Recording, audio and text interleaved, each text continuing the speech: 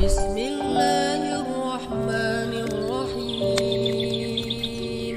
Ternyata di antara ciri-ciri orang munafikun salat juga. Wa idza qamu ila shalah. Kalau mereka salat, orang munafikun kata Nabi, wa in shalla wa shama. Walaupun mereka salat, walaupun mereka puasa, berarti orang munafikun juga puasa dan salat. Tidak ada bedanya dengan mukmin. Tapi kenapa mereka kok disebut zalimun li nafsi, menzalimi diri sendiri? Kenapa puasanya tidak bernilai? Karena yang berpuasa hanya lambung dan tenggorokannya, hanya lapar dan hausnya, lisannya tidak berpuasa. Dari lafaz dalam hadis Bukhari Muslim muttafaqun alaih, ketika para ulama menafsirkan kalimat la'allakum tattaqun, tujuan puasa supaya kalian bertakwa, kata Nabi, fa idza kana yaumul ahadukum fa idza kana shaum yaumi ahadikum fala yarfus wala yaskhab. Kalau kalian sedang berpuasa, janganlah kalian rafas dan janganlah kalian marah-marah. Kalau ada orang yang sabahu au qatalahu, mencelanya atau mengajak dia bertengkar, falyaqul inna shalah. Hendaklah dia mengatakan, oh saya lagi puasa. Maksud dari kalimat itu bukan mengatakan kepada orang yang ngajak berantem kita, hey saya lagi puasa, bukan. Tapi mengatakan kepada diri sendiri. Kalau lagi kepancing, ada yang marah-marah kepada kita, langsung kita bilang ke diri kita sendiri, oh saya kan lagi puasa, saya lagi puasa nih, jadi nggak boleh kepancing. Itu maksud dari hadis tersebut. Artinya apa? Banyak orang yang berpuasa dari lapar dan haus, tapi tidak mampu berpuasa dari rafas. Banyak orang yang mampu berpuasa dari lapar dan haus, tapi tidak mampu berpuasa dari ghaddul basar. Banyak orang yang mampu berpuasa dari lapar dan haus, tapi belum bisa mampu berpuasa dari mendengar hal-hal yang makruh atau hal-hal yang haram, sehingga berkurang, bahkan bisa sampai habis pahala puasa. Dilemanya adalah kalau dia udah banyak dosa di siang Ramadan, pahala puasanya sudah habis, tapi dia nggak boleh membatalkan puasanya. Tetap nggak boleh. Walaupun pahalanya udah habis, tapi dia nggak boleh membatalkan puasanya. Kalau dia batalkan, dia dosa besar. Kalau dia terusin, dia tidak berpahala. Ini dilemanya di sini. Diterusin nggak ada pahala, dibatalin karena udah tanggung juga udah berbuat dosa, lebih dosa lagi tuh. Dan harus diqadha tetap, tapi dia berdosa. Tapi dilanjutin nggak ada manfaatnya, nggak ada pahala. Nah masih mending ketimbang nambah dosa, tapi tetap aja lagi. Ini namanya zalimun li nafsi. Dan ini golongannya paling banyak di antara dosa. Kalau laki-laki misalnya dosa mata, di siang Ramadan berpuasa karena tidak ada haid, kita puasa setiap hari.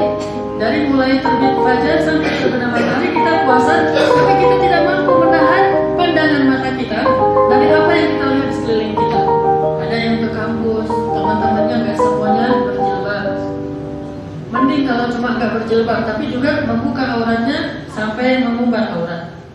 Ada yang kerja di kantor-kantor yang banyak pekerja perempuannya juga memakai pakaian yang minim, sehingga dia siang Ramadan sambil berpuasa sambil cuci mata, sehingga berkuranglah pahala puasanya. Sekali dia melihat berkurang, dua kali berkurang, terus sampai sore sudah selesai, sudah habis pakaian.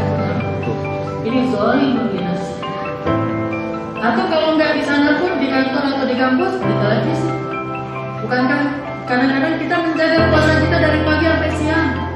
Karena kita sibuk aktivitas di luar, kita menjaga pandangan. Giliran sejam sebelum berbuka, kita nyalain televisi, ngabuburit sambil nonton.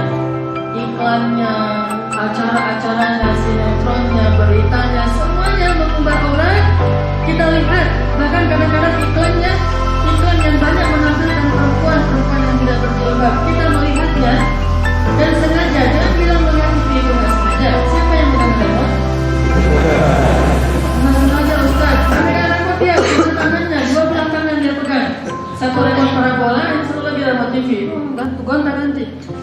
Bukankah yang menyalakan power TV itu kita? Jadi nggak ada cerita sekilas Ustaz, saya lagi nyari-nyari acara kelihatan. Bukankah yang menyalakannya kita? Berarti sengaja. Yang disebut nggak sengaja itu kita nggak ada niat apa-apa, nggak ada mau ngelihat apapun. Sekilas dari itu pun nggak boleh diulang.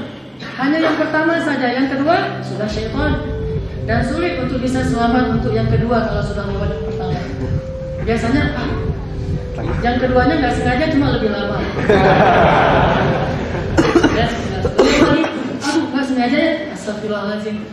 Mungkin bisa sekali dua kali astagfirullahaladzim, tapi ini mengotori hati kita dan membuang pahala amal ibadah puasa kita.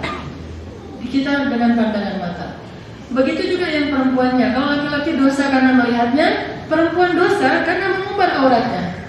Lihat di jalan-jalan banyak sekali akhwat kita kaum muslimah, dia berstatus sedang berpuasa, ini shaim. Bahkan namanya shaimah kan? Puasa kan, saya berpuasa, shaimah.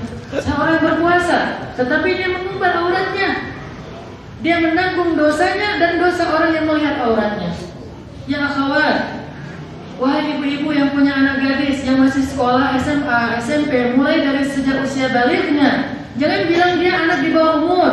Di bawah umur KTP dengan di bawah umur fikih itu beda. Di bawah umur KTP 17 tahun ke bawah itu di bawah umur. Secara fikih 10 tahun ke atas itu udah di atas umur, udah bisa punya anak. Dia sudah baligh, sudah haid.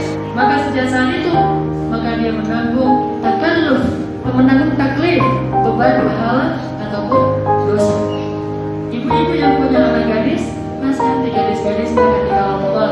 Wahai anakku, ketika engkau keluar rumah, maka engkau dalam keadaan seperti itu berarti menggugurkan pahala puasa siang hari sepenuhnya. Engkau datang ke rumah kembali dari sekolah hanya kembali dengan hanya pergi untuk membuang pahala, kan rugi sekali.